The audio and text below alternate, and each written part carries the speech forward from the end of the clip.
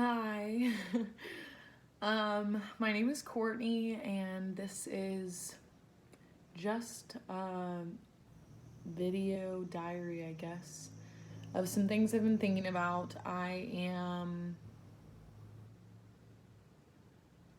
going to use YouTube as an outlet for things that are in my head and things that I would like to share with others because I think that they're important and maybe they could help someone that might be going through a similar experience, because I believe we're all a lot more alike than we are different, and we communicate so little about real things. We share, everyone calls it the highlight reel, on our social media accounts, and we give little snippets of our lives to complete strangers, which you all are to me, but I feel like we're rarely connected about the things that are truly connecting us. Our experiences that are hard, that are painful, that help us grow. And so I am going to talk a little bit about different topics that are on my mind, maybe that come up in something I read or watch. I've actually taken some time away from social media aside from this and Snapchat because I talk to some friends on there instead of texting, but I don't have a lot of friends on there anyway, so I thought that could be an exception. But aside from that, I've deactivated a lot of my social media accounts to just kind of think a little bit deeper about what I want and what my goals are and where I'm going. So that being said, the topic of this video and what I wanted to kind of share with other people and maybe even give some food for thought to those who want to continue to think about it, talk about it with their friends and family, and really connect, is numbing ourselves. I've been reading an amazing book recently. It's called Untamed by Glennon Doyle. It's actually, I should have got it to show it. That's what vloggers do, right? I'm not a vlogger. This is very new. But it's a wonderful book. I'm about halfway through.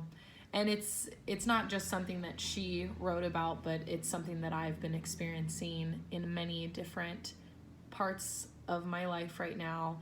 It's just the kind of caging of ourselves, the numbing of ourselves, how we are actually a lot more fiery and interesting than we even put out there. And I'm not saying the fun stuff that we show other people, like we're really, really numb and we only show parts that we think other people want to see, and there are things that we use to numb ourselves. So this is all my personal opinion. These are all things that I think about. I mean, if you connect with it at all, that's wonderful. That's the point of this. And if not, that's okay too, because we all have different experiences or different perspectives on the same experience. So I want to start out with social media and how we use it to numb ourselves, similarly with just the media in general, how we take what we see from other people's lives, events, what they have, like physical things that they buy, and use those things to numb ourselves. And a lot of times we don't even recognize it until it's too late. I'd say that's usually when we recognize it. Otherwise, we'd stay numb. But I noticed a long time ago, gosh, I'm only 25, so it couldn't have been that long ago. But in college, which I've been out of college for almost 4 years now, in the my first year of college, I took almost 9-month sabbatical from social media, because after first starting and realizing that it was hindering my actual connections with new people and my schoolwork and whatever else, I decided to get off of social media for about 8 or 9 months. And then immediately I saw a difference in my mood, my productivity, all of the things that go with, I don't know, growth and maturity, in a good, positive way. I started to become more productive. I started to become more active physically, eating better, taking care of myself in many different ways. And then when I decided to get back on, because it's a cycle that I am still struggling with, I thought that I had my time away, and that getting back on, I would have a different perspective. And though I probably did, I fell back into the same habits of using social media to numb things that I didn't like about myself, that I didn't like about my life. I watched other people live their lives and do things, and it influenced how I lived my life and did things, what I bought, how I spoke, how I dressed. And that can be said about anything. I mean, there are going to be influences in your life, but the way that it numbed me is that it changed my perspective of myself. And I thought that the way that I was, or the way that I looked or talked or dressed or whatever it may be, who I was, wasn't enough. And I didn't even really know who I was at that point. I mean, I'm still learning that, like I said, still very young. It's not like I have it all together or I know exactly who I am. But I'd say that social media definitely hindered that timeline, that I could have kind of come to those realizations quicker if I had gotten rid of it at an earlier time. So the way, again, getting back to the way that it numbed me, I just felt on a regular basis like I wasn't myself, and that sharing things on social media, specifically I'd say Instagram and Facebook, that was where my worth came from. Likes, I never had subscribers. It wasn't like that, but followers, comments on things that I posted, sharing those things. It gives you a really great feeling of being wanted and liked by other people. And it's false. Not to say that that's those people's intentions at all, but we think that that is where our worth comes from. And I feel like that's a numbing agent to who we really are and who we really could become. And at that time, and especially now with people that are in high school and college, I mean, even younger than that, when you think about who has cell phones and access to these things nowadays. But nowadays, like, I didn't grow up with it because I did. But I was introduced to it at a little bit later age than a lot of kids are now. That's a very pivotal time in our lives. And I feel like it's really bad for figuring out who you are and being steady in that, because you can kind of know who you are at those ages. It's not all about age. Maturity happens at different times for different people, but those are very pivotal times in your life where the influence of other people, especially when it's right at your fingertips, can be detrimental and can be negative. And for me, and I know for a lot of people, because I've talked to a lot of friends and family members, even people who are older than me, that have said that it's changed how they view themselves. And I think that if we fall into that to where it's constant, I mean, every day, multiple times a day, looking, scrolling, posting, sharing, it numbs us to who we really are, and it changes our own perspective of ourselves. So that's social media for me. I'd say that the other thing is consumerism. We numb a lot of our pain, our hardships, for me, I wouldn't say I suffer from depression and anxiety. I have bouts of those things. I'd say most people do experience those things, whether it be brought on by certain events in their lives, like grief or whatever it could be.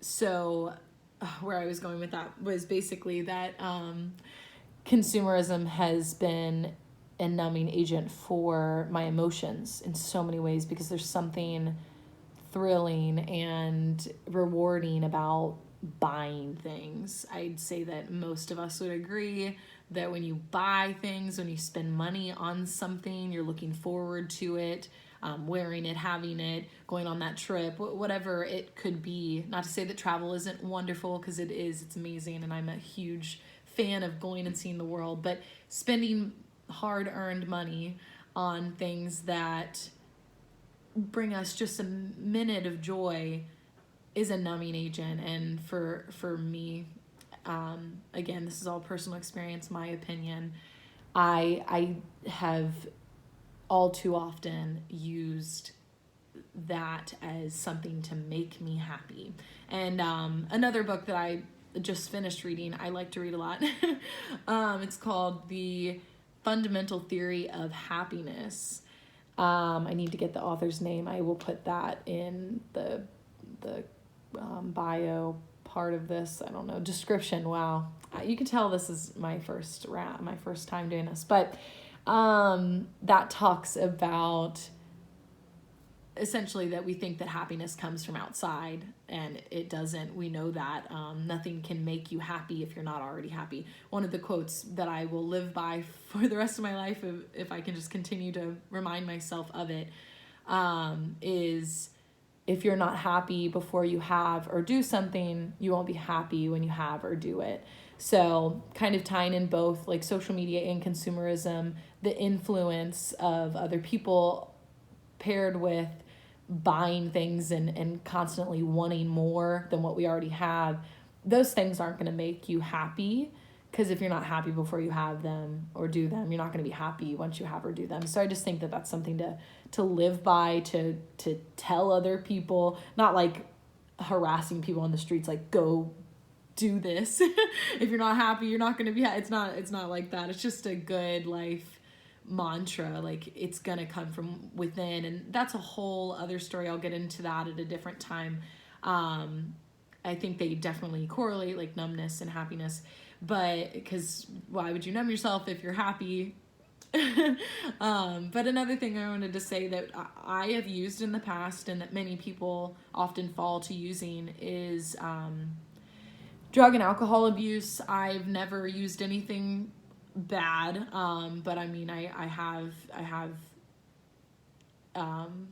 dabbled in things, and that being said, I'm not a drug user. It's I am actually applying to law schools right now, so I hope that this doesn't get used in any weird light. It's not like that. I've just I've seen myself trying to numb things within by using those things, and not even consciously, not even saying like, oh, I'm sad, I'm gonna drink, or oh, I'm sad, I'm gonna smoke pot. It's not like that. It's, in the past, I have seen myself being numb and thinking that that was normal, fine behavior. And it's not to say that anyone who does those things is ultimately trying to numb themselves, but often that can be the result of why it's being used. And so I would just encourage anyone who decides to drink or use any type of mind-altering thing, substance, to really ask themselves, like, am I doing this because it tastes good, or because it would be fun and it's an experience and it's rare, or am I doing this because I think it's going to bring me joy, or it's going to change how I feel right now? Again, these are just my opinions. There's no judgment. I have no issues with anyone who chooses to do anything for themselves, as long as they're not hurting other people.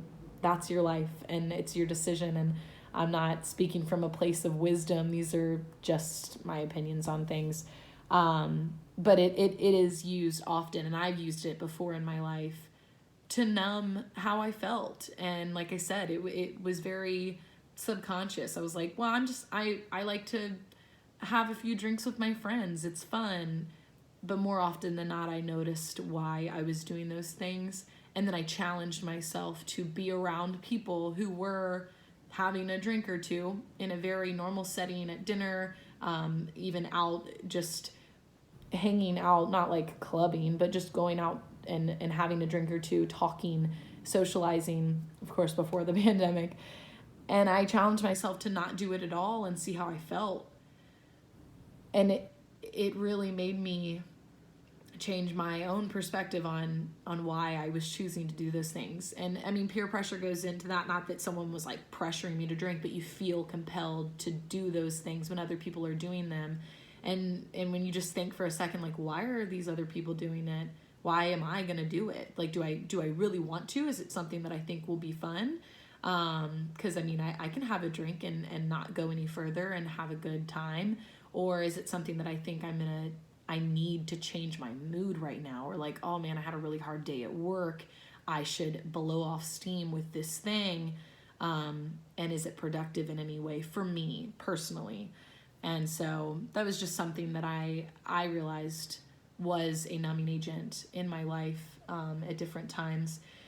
And so what I'd say to that, like, numbness, and there are a lot of good things that we use to numb ourselves as well. I exercise almost every day, at least 5 days a week, a lot of times 6. There have definitely been weeks where I've done 7, because that's what I've been told and that's what I've read is good for you to be happy and good for your body and good for your mind. And that's true in a lot of ways, but I almost used it as a way to get away from how I felt. Because I was like, I need that rush of endorphins. I need that feeling that's going to make me feel better and change how I feel right now. And I've overdone it. And I've exhausted myself to the point where I was like, I can't rest, or I've been mad at myself for skipping a day or eating a cookie or whatever it could be. And I feel like that's a way to numb yourself as well, as overdoing good stuff. Finding balance is really the key to, I don't know, like knowing yourself, waking up, feeling complete without overdoing it or not doing anything at all. I mean, balance is a whole other conversation. Again, I'm going to try and do a series of these things and not get too off topic, but I have no real format. I'm just kind of talking about things that have been on my mind. But I think that if there's anything that I can do or say to help others kind of look inward and say, am I using certain things to numb how I feel?